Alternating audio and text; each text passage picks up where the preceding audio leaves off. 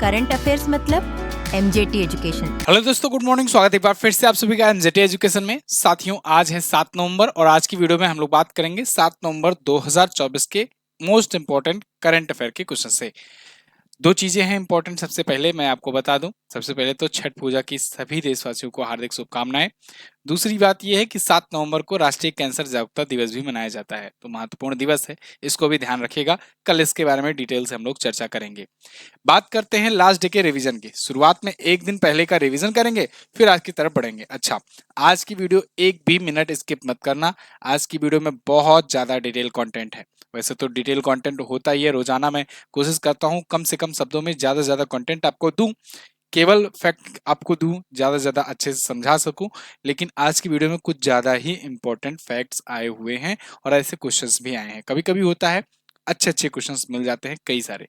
तो आज की वीडियो इसलिए इंपॉर्टेंट है, आपको एंड तक देखना है जरूर।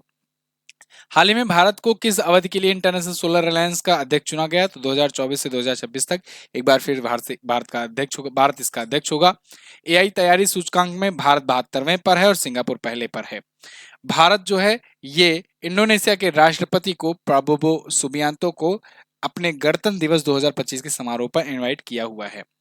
भारत और इंडोनेशिया के बीच में 112 नवंबर के बीच में अभ्यास गरुड़ शक्ति शुरू हुआ है। और अभी मध्य प्रदेश सरकार ने वन्य जीवों के हमले करने वाले से जो पीड़ित लोग हैं उनके परिवारजनों को 8 लाख की मुआवजा राशि बढ़ाकर 25 लाख कर दिए हैं।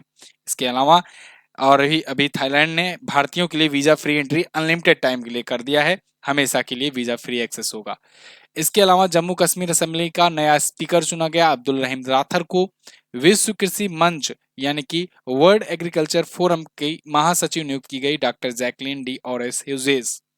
आईएलओ की इंटरनेशनल लेबर ऑर्गेनाइजेशन की 352वीं शासी निकाय की बैठक जिनेवा स्विट्जरलैंड में हुई, इसके हेडक्वार्टर में। और रिद्धिमान साहा ने क्रिकेट के सभी प्रारूपों से संन्यास की घोषणा की है। तो ये तो टॉप 10 करंट अफेयर के क्वेश्चन थे कल की वीडियो से, जिनका आपने 1 मिनट में किया है रिविजन। अब बात करेंगे आज की करंट अफेयर की, लेकिन उससे पहले इसकी क्विज पीडीएफ सब आपको एमजेटी ऐप पर मिलेगी, वहां से जाकर के आप सॉल्व कर सकते हो। पहला क्वेश्चन और मोस्ट इंपॉर्टेंट क्वेश्चन जो कल दिन भर चर्चे का विषय रहा, अमेरिका के 47वें राष्ट्रपति पद का चुनाव किसने जीता? आई होप आप सबको पता लग ही चुका होगा। अब तक नहीं लगा है जिनको, जो लोग सो रहे थे उनके लिए बता दें, डोनाल्ड ट्रंप 47वें राष्ट्रपति पद का चुनाव एक बार जीत चुके हैं। फिर से दोबारा से राष्ट्रपति बने हैं ये। एक बार 45वां राष्ट्रपति ये रह चुके हैं और अब 47वां बने हैं। इससे पहले 46वें राष्ट्रपति जो बाइडेन थे, ठीक है। और उससे भी पहले 44वां और 45वां, 44वां और 43वां ये थे बराक ओबामा। इनके बाद 45वें थे डोनाल्ड ट्रंप और अब 47वें भी डोनाल्ड ट्रंप है। 46वें जो बाइडेन थे, ठीक है ना। अब आगे और डिटेल की बात सुनो। वैसे तो कल मैंने इस पर एक वीडियो दी हुई है, पूरा उसमें मैंने अच्छे से कवर किया हुआ है कि भारत के लिए क्या अच्छा हुआ है, क्या नुकसान हुआ है, इसको देखिएगा, क्या नीतियां बदलने वाली हैं, ये सब जानने के लिए कल की वीडियो देखिएगा। कुछ जो महत्वपूर्ण चीजें हैं इस चुनाव से रिलेटेड, जो फैक्ट्स हैं जहां से क्वेश्चंस बनेंगे, वो मैं यहाँ पर आपको बता दे रहा हूँ। जैसे जैसे डोनाल्ड ट्रंप दोबारा राष्ट्रपति बने हैं, इससे पहले 2016 से 2020 तक 45वें राष्ट्रपति के पद जीते थे। डोनाल्ड ट्रंप की पार्टी का नाम रिपब्लिकन्स है, इसे याद रखना। और ये हाथी, इनका इनका जो है हाथी जो है ये सिंबल होता है, ठीक है ना, हाथी। और कमला हैरिस की जो जो विपक्ष में थी, जो राष्ट्रपति पद की उम्मीदवार थी, वो थी कमला हैरिस। वो वर्तमान में उपराष्ट्रपति हैं। जो बाइडेन राष्ट्रपति हैं, कमला हैरिस उपराष्ट्रपति हैं। लेकिन कमला हैरिस अगली बार राष्ट्रपति पद का चुनाव लड़ रहे थे इस बार, लेकिन वो हार गए। इनकी पार्टी का नाम डेमोक्रेट है और डेमोक्रेट का जो सिंबल होता है पार्टी का वो है गधा, ठीक है ना। तो हाथी और गधे की लड़ाई थी ये। तो ये भी ध्यान रखना, क्वेश्चन बन सकता है, बनेगा ही बनेगा डेफिनेटली, किसी ना किसी एग्जाम में तो ये पूछा ही जा सकता है। फिलहाल वहां पर जैसे अपने यहाँ 545 सीटें होती है, 543 पर चुनाव होता है, वहां पर 538 सीटों में चुनाव होता है। तो 276 इलेक्टर्स जीत गए हैं रिपब्लिकन्स ने, मतलब कि डोनाल्ड ट्रंप वाली पार्टी ने। इसका आप अगर आधा करोगे तो आधा से एक ज्यादा जो होता है वही बहुमत के लिए चाहिए होता है। तो यहाँ पर 270 चाहिए होता है बहुमत के लिए। अपने यहाँ 272 प्लस चाहिए होता है ना, यहाँ पर 270 प्लस चाहिए होता है। और डोनाल्ड ट्रंप की पार्टी ने 276 जीते हैं। अंतर यह होता है कि अपने यहाँ क्या होता है कि पूरे देश में जितनी सीटें जिस पार्टी को जीत मिली रहती हैं, वो पार्टी टोटल सीट जोड़ करके काउंट करती है तो पता चलता है कि किसके कितने सीटें हैं। यहाँ पर क्या होता है, इलेक्टर्स जीते जाते हैं। यहाँ पर इलेक्टर्स देखते हैं कि किस स्टेट में कितना है। जिस स्टेट में ज्यादा इलेक्टर्स होंगे तो बाकी इलेक्टर्स भी उसी की तरफ शिफ्ट हो जाते हैं। इस हिसाब से पूरा पूरा स्टेट उन्हीं का हो जाता है ना। तो यहाँ स्टेट जीता जाता है। तो इस हिसाब से यहाँ पर कई कई बार पासा पलट जाता है, ज्यादा वोट पाने के बावजूद भी पासा पलट जाता है। जैसे मैं अभी आपको बताऊं, एक थोड़ा छोटा सा सिनेरियो आपको समझाने की बात करता हूं कोशिश। कमला हैरिस जो है ना, काफी पीछे चल रही थी शुरुआत में, काफी पीछे चल रही थी, लेकिन कैलिफोर्निया, कैलिफोर्निया जो है ना वहां का उत्तर प्रदेश कहलाता है। क्यों कहलाता है? क्योंकि वहां पर पॉपुलेशन ज्यादा है और पॉपुलेशन ज्यादा होने की वजह से वहां पर सीटें भी ज्यादा हैं, इलेक्टर्स भी ज्यादा हैं। लगभग 54 वहां पर सीटें हैं, 54 इलेक्टर्स वाला ये स्टेट है कैलिफोर्निया। कैलिफोर्निया में कमला हैरिस जीत गई और अचानक से, अब इसमें जीतने में क्या होता है ना, पूरा पूरा स्टेट शिफ्ट हो जाता है। तो यहाँ पर जैसे 54 का आप आधा कर दो, 54 का आधा कर दो 27, तो 27 से ऊपर चाहिए होता है। अगर 28 जीत गए आप ना, तो बाकी का 26 जिसके पास आया होगा वो पूरा का पूरा जो है आप में शिफ्ट हो जाएगा, तो आप पूरा पूरा स्टेट जीत जाओगे। कमला हैरिस के साथ भी ऐसे ही हुआ, पूरा पूरा 54 जो इलेक्टर्स हैं इनकी तरफ शिफ्ट हो गए और अचानक से इनकी जो है बढ़त काफी तेज हो गई और ये काफी करीब पहुंच गई थी, 210 के करीब पहुंच गई थी, है ना। लेकिन डोनाल्ड ट्रंप फिर भी काफी आगे चल रहे थे, इसलिए ये जीत गए। तो यहाँ पर कभी कभी ऐसे खेल हो जाता है कि वोट भले से वोट ज्यादा पा रहे हो आप, 70 मिलियन से ज्यादा इनके वोट थे और 66 मिलियन के आसपास इनके वोट थे शायद। तो भले से वोट आप ज्यादा पा रहे हो, लेकिन अगर स्टेट ज्यादा कोई जीत गया, इलेक्टर्स ज्यादा हो गए जिसके, वो विजेता बन जाता है। सबको छोड़ो, 2016 में डोनाल्ड ट्रंप ऐसे ही जीते थे। डोनाल्ड ट्रंप के वोट 3 मिलियन कम थे, मतलब 30 लाख कम वोट पाए थे डोनाल्ड ट्रंप। लेकिन चूंकि इलेक्टर्स ज्यादा थे, स्टेट इनके ज्यादा आ गए और इस वजह से सीटें इनकी ज्यादा आ गई और ये बन गए थे राष्ट्रपति 2016 वाले में। इस बार तो भाई वोट भी ज्यादा है और सीट भी ज्यादा है। अगला क्वेश्चन, हाल ही में एससी के यानी सुप्रीम कोर्ट के किस न्यायाधीश ने यूपी मदरसा शिक्षा बोर्ड अधिनियम 2004 की संवैधानिक वैधता को बरकरार रखने का फैसला सुनाया? बहुत ही महत्वपूर्ण क्वेश्चन है, इसको भी मैंने आपको डिटेल से वीडियो दे करके समझाया हुआ था कि मदरसा एक्ट क्या है, यूपी मदरसा एक्ट, जिसको बरकरार रखने के लिए सुप्रीम कोर्ट ने अहम फैसला सुनाया है। अब बुलडोजर वहां नहीं चलेगा, ये सुप्रीम कोर्ट ने साफ शब्दों में बोल दिया है यूपी सरकार को भी। तो यहाँ पर यूपी मदरसा एक्ट जो है, इसको लेकर के जो 3 जजेस के बेंच ने डिसीजन सुनाया है, उन 3 जजेस में थे अपने chief justice of India DY Chandrachud साहब, जेबी पारदीवाला और मनोज मिश्रा। तो ये 3 जजेस की बेंच थी जिन्होंने ये फैसला सुनाया है। कभी कभी बड़े फैसले होते हैं, विवादित मुद्दे होते हैं, तो वो 3 जजेस, 5 जजेस या 7 जजेस या 9 जजेस की बेंच पर जाते हैं फैसला। फिलहाल यूपी मदरसा एक्ट क्या है? यूपी मदरसा बोर्ड कानून जो है ये 2004 में मुलायम सिंह यादव जी की सरकार ने उत्तर प्रदेश में लागू किया था, जिससे अगर कुछ बेसिक इंफ्रास्ट्रक्चर और बेसिक सुविधाएं जो एक एक नियम, एक स्टैंडर्ड बना दिया गया था, उसकी अगर कोई पूर्ति कर रहा होगा मदरसा, तो फिर उनको मान्यता दे दी जाती थी। यही था यूपी मदरसा बोर्ड कानून। तो मान्यता देने के लिए, जिससे ज्यादा से ज्यादा मान्यता प्राप्त मदरसे हो सके, तो ये 2004 में लाया गया था। इस कानून को राज्य के मदरसों की शिक्षा व्यवस्था को बेहतर बनाने के लिए लागू किया गया था। इससे मदरसों को न्यूनतम मानक पूरा करने पर बोर्ड से मान्यता मिल जाती थी। तो जिससे बड़ा मतलब कि एजुकेशन को बढ़ावा भी मिला, बहुत सारे मदरसे खुले भी और मुस्लिम कम्युनिटी के भी बच्चे जो हैं वो काफी ज्यादा मतलब उनमें एजुकेशन काफी तेजी से बढ़ी। इसका नतीजा ये देखने को मिला कि उत्तर प्रदेश में 16,000 से ज्यादा आज के टाइम पर मदरसे हैं। तो अब जब ये डिसीजन हाईकोर्ट का, इलाहाबाद हाईकोर्ट का बीच में आया कि भाई जितने मदरसे हैं उन सबको बंद कर दिया जाए, क्योंकि ये धर्म निरपेक्षता का उल्लंघन करता है। तो इलाहाबाद हाईकोर्ट ने जब फैसला सुनाया ना, तो 16,000 मदरसों के जो टीचर्स थे, जो स्टूडेंट्स थे, वो सब परेशान हो गए कि भाई ये क्या हो गया। क्योंकि अब सोचो, अब इसमें जितने भी टीचर्स थे, अब उनको कहाँ पर सैलरी मिलेगी या उनका रोजगार क्या होगा। स्टूडेंट थे, उनको कहा जा रहा था शिफ्ट कराया जाएगा आसपास के जो मान्यता प्राप्त हैं स्कूल, उसमें। अब इतने स्टूडेंट अगर दूसरे स्कूलों में जब जाएंगे, आसपास के स्कूल में जाएंगे जब, तो कहीं ना कहीं भेदभाव का भी सामना उनको देखने को मिलेगा, या फिर कहीं ना कहीं उनको एजुकेशन का, उनके बीच में किस प्रकार से वो समानता ला पाएंगे, ये बड़ा कंफ्यूजन वाला चीजें था। और सरकार के लिए भी, उत्तर प्रदेश सरकार के लिए भी एक बहुत चैलेंजिंग विषय था। उत्तर प्रदेश सरकार ने भी इवन यहाँ पर अपोज किया था इस फैसले को जो इलाहाबाद हाईकोर्ट ने सुनाया था। तो बाद में ये फैसला गया, ये मामला गया सुप्रीम कोर्ट में, और सुप्रीम कोर्ट में 3 जजेस की बेंच ने ये सुनाया बात कि भाई देखो ये नहीं, धर्मनिरपेक्षता का ये उल्लंघन नहीं कर रहा है। अनुच्छेद 28 के तहत अगर आप पढ़ते होगे संविधान का मौलिक अधिकार, तो आपको अनुच्छेद 28 देखने को मिला होगा, जिसमें ये कहा गया है कि धार्मिक स्वतंत्रता का अधिकार है। तो यहाँ पर चाहे आप देखो, चाहे संस्कृत विद्यालय आपने देखा होगा, बहुत सारे बौद्ध विद्यालय चलते हैं, बहुत सारे जैन विद्यालय भी चलते हैं, बहुत सारे यहाँ पर मदरसे चलते हैं। तो ये सब क्या कर रहे हैं, अपने अपने धर्म को प्रमोट कर रहे हैं, या अपने अपने धर्म के अनुसार धार्मिक स्वतंत्रता का अधिकार रखते हैं। तो ऐसे में ये सुप्रीम कोर्ट ने कहा कि अनुच्छेद 28 के क्लॉज 3 के तहत, सब क्लॉज 3 के तहत ये कहा गया है कि भाई धार्मिक स्वतंत्रता का अधिकार है, तो मदरसे भी चलते रहने देना चाहिए, किसी प्रकार से धार्मिक का उल्लंघन नहीं कर रहे हैं, धर्मनिरपेक्षता का। हाँ, जो इनके तहत जो डिग्रियां देते हैं, हायर एजुकेशन की डिग्रियां जो कामिल वगैरह देते हैं, वो नहीं दी जाएगी, वो मान्यता प्राप्त नहीं होगी। उसके लिए आपको यूनिवर्सिटी, मतलब स्कूल तक ठीक है, स्कूल के बाद जब कॉलेज में एंट्री करना होगा तो उसको, इनको मदरसों की उनकी मान्यता नहीं मिली है, उसके लिए इनको कॉलेज में एडमिशन करवाने होंगे। तो ये सुप्रीम कोर्ट का डिसीजन आया हुआ है। आपको क्या लगता है इस पर, आपकी क्या राय है, आप लोग कमेंट करके जरूर बताइएगा। मैंने पूरा आपको समझाने का प्रयास किया। आगे, भारत वियतनाम द्विपक्षीय सैन्य अभ्यास विनबैक्स 2024 का 5वां संस्करण कहां आयोजित किया गया है? विनबैक्स, विनबैक्स को डिकोड करते हैं, Vietnam India bilateral army exercise. ठीक है, कभी कभी आपको ईएक्स देखने को मिलता है कई कई में, वहां पर एक्सरसाइज ईएक्स का पूरा पूरा मतलब हो जाता है, लेकिन यहाँ पर फुल फॉर्म में आर्मी है। ठीक है ना, ध्यान रखना इस बात को, आर्मी एक्सरसाइज है ये, Vietnam India bilateral army exercise 2024 का संस्करण है। तो ये वियतनाम और इंडिया के बीच में हो रहा है, 5वां संस्करण है, और कहाँ हो रहा है? हरियाणा में हो रहा है।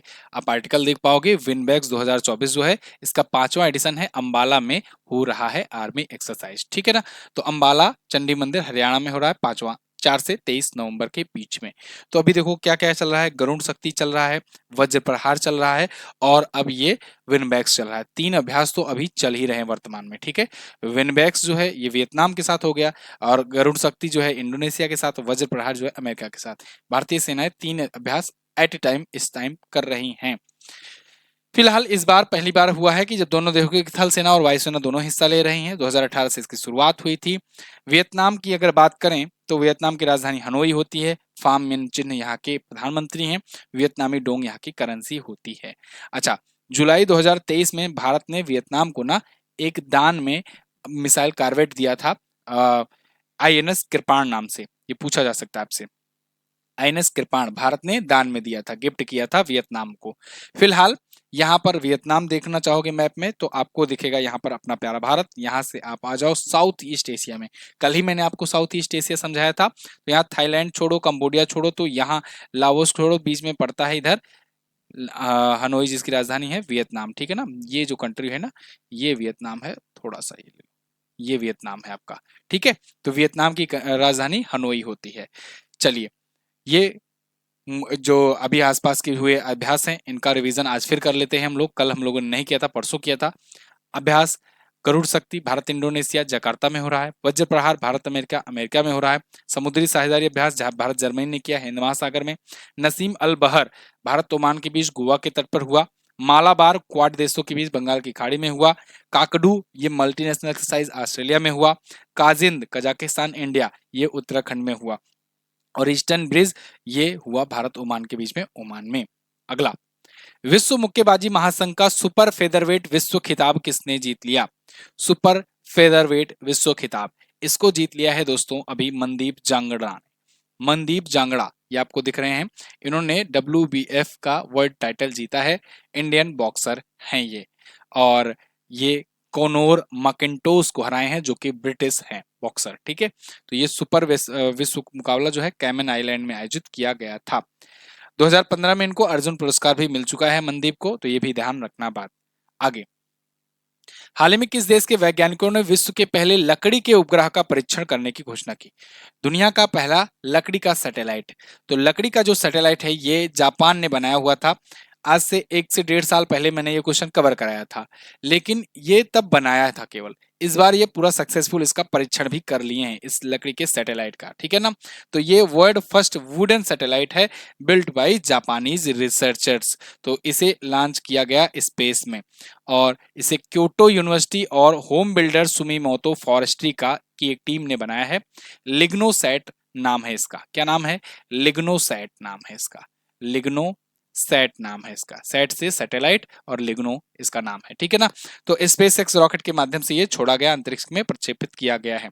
इसमें किस प्रकार की लकड़ी ली गई है, किस वृक्ष की? तो आप बताना, मैग्नोलिया वृक्ष का। मैग्नोलिया जो है ये जापानी होनोकी से आती है, मैग्नोलिया वृक्ष, उसकी लकड़ी यूज की गई है और इससे सैटेलाइट बनाया गया। लकड़ी का सैटेलाइट बनाने से साहब फायदा क्या है? फायदा ये है कि जब तक काम हुआ तब तक काम किया, बाद में उसको बर्न आउट कर दिए वहीं पर, ठीक है ना। तो इससे स्पेस कचरा नहीं हुआ, नहीं तो वैसे भी स्पेस कचरा फैलता चला जा रहा है, अंतरिक्ष कचरा फैलता चला जा रहा है। आप लोग अगर सिविल सर्विसेज की एग्जाम की तैयारी जो कर रहे होगे, उनमें अंतरिक्ष कचरा के बारे में लिखने को आ सकता है, ठीक है। आगे बढ़ते हैं। अंतरिक्ष कचरा क्या है? तो ये सैटेलाइट वगैरह जब काम में नहीं आती हैं, मतलब इनकी वैलिडिटी खत्म हो जाती है, तो ये अंतरिक्ष में वैसे ही घूमती रहती हैं, तो ये कचरा बनकर रह जाती है। विश्व का सबसे युवा फिडे शतरंज खिलाड़ी कौन बना? ये बन गए हैं दोस्तों, कौन? अनीस सरकार। अनीस सरकार जो हैं ये कोलकाता के हैं, और ये सबसे युवा फिडे शतरंज खिलाड़ी बन गए हैं। मात्र इनकी एज है 3 साल 8 महीना 19 दिन। 3 साल 8 महीने 19 दिन की उम्र में 1555 फिडे रेटिंग ये हासिल कर ली है। फिडे पॉइंट्स मिलता है, याद है आपको ना, बहुत बार बताया मैंने कि फिडे येलो पॉइंट मिलता है। अगर 2500 पॉइंट अगर येलो पॉइंट अगर स्कोर कर लिए तो आप फिर ग्रैंड मास्टर कहलाओगे। क्या कहलाओगे? Grand master. हालांकि ग्रैंड मास्टर का 3 इवेंट होता है, तीनों इवेंट को पार करने के बाद 2500 येलो पॉइंट जो होता है, तब ग्रैंड मास्टर की उपाधि मिलती है। फिलहाल ये बच्चा जो है 3 साल 8 महीने की उम्र में ही 1555 की रेटिंग हासिल कर लिया, और 5 ऐसे फिडे रेटेड खिलाड़ी के साथ ही खेल लिया है चेस। इस वजह से इसे अब फिडे रेटेड शतरंज खिलाड़ी कहा जा रहा है, ठीक है ना। तो ये अनीस सरकार हो गए हैं भैया। कहाँ के हैं? ये कोलकाता के हैं शायद, ठीक है। यहाँ लिखा तो नहीं गया है कहीं पर, ये कोलकाता के हैं मुझे जहां तक लग रहा है। ये यहाँ पर कोलकाता लिखा गया है, यहाँ से आप देख सकते हो। तो फिलहाल फिडे की बात करें तो इंटरनेशनल चेस फेडरेशन होता है, इसका स्थापना 1924 में हुआ था। लुसार्नी स्विट्जरलैंड में इसका हेडक्वार्टर है। आर्केडी डी वार्वोकोविक इसके अध्यक्ष हैं। अगला, किस राज्य के मुख्यमंत्री ने संविधान की 8वीं अनुसूची में हो भाषा को शामिल करने की मांग की? बहुत इंपॉर्टेंट, बहुत अच्छा टॉपिक है, हो लैंग्वेज। क्या है ये हो लैंग्वेज, और क्यों इसे 8वीं अनुसूची में शामिल करने की मांग हो रही है? इस टॉपिक पर कल वीडियो बनानी थी लेकिन समय नहीं मिल पाया। चलिए मैं इसी में समझा देता हूं आपको। हो लैंग्वेज जो है असम में बोली जाती है। असम में कई ऐसे समुदाय हैं जो बोलते हैं, और असम के जो मुख्यमंत्री हैं हेमंत बिस्वा शर्मा जी, इन्होंने ही इसकी मांग उठाई है कि इसको 8वीं अनुसूची में शामिल किया जाए। 8वीं अनुसूची क्या है साहब? संविधान अगर आप पढ़ते होगे तो संविधान में 12 अनुसूचियां भी हैं, 12 शेड्यूल भी हैं। उनमें से एक 8वीं अनुसूची है, जो कि आखिरी अनुसूची थी मूल संविधान में। बाद में 4 अनुसूचियां और जुड़ी, 9वीं 10वीं 11वीं 12वीं, लेकिन 8वीं अनुसूची थी शुरुआत में। तो 8वीं अनुसूची जो थी उसमें भाषाओं का वर्णन किया गया था। तब शुरुआत में 14 भाषाएं ही थी, बाद में कुछ और भाषाएं जुड़ती गई, और अब टोटल 8वीं अनुसूची में 22 भाषाओं का उल्लेख है, ठीक है ना। समय समय पर सब जुड़ती गई। अब इन्हीं अनुसूची में एक और 23वीं लैंग्वेज के रूप में जोड़ने की डिमांड उठ रही है, हो भाषा को। हो लैंग्वेज जो है ये मुंडा, कोल्हा और कोल आदिवासी समुदाय के द्वारा बोली जाती है। कहा जाता है कि भारत में मुख्य रूप से लगभग 2.5 मिलियन लोग इसे बोलते हैं, जो कि भारत की पॉपुलेशन का 0.202% है। तो ऑस्ट्रेलियाई एशियाई ये भाषा परिवार की एक मुंडा भाषा कही जाती है। 2001 की जनगणना के अनुसार ये डाटा मैं आपको बता रहा हूँ, ठीक है। तो 8वीं अनुसूची में अगर शामिल हो जाएगा तो ये 23वीं लैंग्वेज होगा। हालांकि शामिल होगा कि नहीं होगा ये तो केंद्र का विषय है। अभी तो फिलहाल इन्होंने डिमांड उठाई है, ठीक है ना, हेमंत बिस्वा शर्मा जी। अब 22 भाषाएं जो है उनको जान लो 8वीं अनुसूची में। तो ये 22 भाषाएं आपके सामने लिखी गई हैं। आसामी, बंगाली, बोडो, डोगरी, गुजराती, हिंदी, कन्नड़, कश्मीरी, कोंकणी, कोंकणी, मलयालम, मणिपुरी, मराठी, मैथिली, नेपाली, ओडिया, पंजाबी, संस्कृति, संथाली, सिंधी, तमिल, तेलुगु और उर्दू। अब इसमें आपको इंग्लिश नहीं नजर आ रहा होगा, तो 22वीं भाषा अनुसूची में इंग्लिश नहीं है, ये बात ध्यान रखना। अच्छा, इसके बाद अब इनमें 14 भाषाएं, जैसे मैंने आपको बताया था ना, शुरुआत में 14 भाषाएं थी जब कॉन्स्टिट्यूशन बना था, तब 8वीं अनुसूची में, बाद में आगे और जुड़ी। जब बाद में 8 और जुड़ी, कब कब जुड़ी, तो 1967 में पहली बार सिंधी जोड़ी गई, 1992 में कोंकणी, मणिपुरी और नेपाली जोड़ी गई, फिर 2003 में बोडो, डोगरी, मैथिली और संथाली जोड़ी गई, और 2011 में स्पेलिंग चेंज किया गया था, ओरिया को उड़िया किया गया था। ठीक है ना, तो ये जोड़ा तो नहीं गया, लेकिन ओरिया को उड़िया किया गया। ये बहुत इंपॉर्टेंट पेज है साथियों। इतना कंटेंट मैं दे दूंगा ना, उतना कंटेंट डेली करंट अफेयर में 20 से 25 मिनट की रेंज वाली वीडियो में कहीं पर नहीं मिलने वाला है। इतने सारे फैक्ट, इतने ज्यादा कंटेंट आपको ढूंढ डालो, टार से लेकर दिन में ढूंढ डालोगे, नहीं मिलने वाला है। सब्सक्राइब करके रखो, वीडियो को शेयर भी कर दिया करो, जिससे हमारा भी मोटिवेशन बढ़ता रहे और ये डेली करंट अफेयर सदा ही चलता रहे। अगला, नवंबर 2024 में इंग्लैंड में किस भारतवंशी को शैडो विदेश मंत्री बनाया गया? Shadow foreign secretary. जैसे अपने यहाँ विदेश मंत्री होते हैं, वैसे वहां विदेश सचिव कहे जाते हैं अमेरिका, ब्रिटेन वगैरह में। तो वहां शैडो जो फॉरेन सेक्रेटरी हैं, वो नियुक्त की गए हैं प्रीति पटेल को। अब आप कहोगे ये शैडो क्या है? शैडो मतलब कि समझ लो कि एक प्रकार से जैसे एक प्रधानमंत्री होता है, एक प्रधानमंत्री सब कुछ काम कर रहा होता है, वहां पर विपक्ष का जो लीडर होता है ना, वो भी एक पैरेलल सरकार चला रहा होता है एक प्रकार से। तो वो भी अपना विदेश मंत्री या रक्षा मंत्री इस टाइप का नियुक्त करता है कि ये तुम विदेश मामले देखो, तुम ये मामले देखो। एक शैडो टाइप का पूरा सरकार चलती है वहां पर। तो ऐसे ही वहां पर प्रीति पटेल जो हैं, ये शैडो फॉरेन सेक्रेटरी के रूप में चुनी गई हैं, क्योंकि अपोजिशन लीडर ने इनको चुना हुआ है। अपोजिशन लीडर जो होंगे वो शैडो प्रधानमंत्री होंगे, और जो उनके यहाँ उनकी जो कैबिनेट अपनी होगी खुद की, वो शैडो विदेश मंत्री होंगी। इनका काम ये होगा कि जो मेन वाला विदेश मंत्री है उनको चेक भी करते रहो, ये सही काम कर रहा है कि नहीं कर रहा है। साथ ही साथ इनके हिसाब से क्या क्या चीजें होनी चाहिए, किससे क्या क्या रिलेशन होनी चाहिए, ये भी देखते रहें। ये प्रीति पटेल जो है गुजराती मूल की हैं, भारतीय ब्रिटिश नागरिक हैं। कंजर्वेटिव पार्टी की नेता कैमी बर्डनाच ने अपना इनको शैडो फॉरेन सेक्रेटरी नियुक्त किया है। शैडो देखो हिंदी में छाया विदेश सचिव है, तो हिंदी को लेकर परेशान मत होना। ऐसे ही यहाँ पर छाया नया सचिव और छाया चांसलर नियुक्त किया गया है, रॉबर्ट जेनरिक और मेल स्ट्राइडर को। ठीक है, चलिए अगला, कमेंट बॉक्स में मुझे ब्रिटेन के नए प्रधानमंत्री का नाम तो बताओ। इससे पहले ऋषि सुनक थे, दामाद जी, और अब कभी अभी कौन है ये बताओ कमेंट करके। टाइफून कॉन्गरे ये कहां पर आई थी? कॉन्गरे, टाइफून कॉन्गरे ये आया ताइवान में। ताइवान में देखिए इस साल अभी कई सारे टाइफून आ रहे हैं लगातार, और ये समझ लो सुनामी यहाँ पहले ही आ जा रही है, तूफान यहाँ पहले ही आ जा रहा है, और अभी चाइना तो अटैक करने ही वाला है।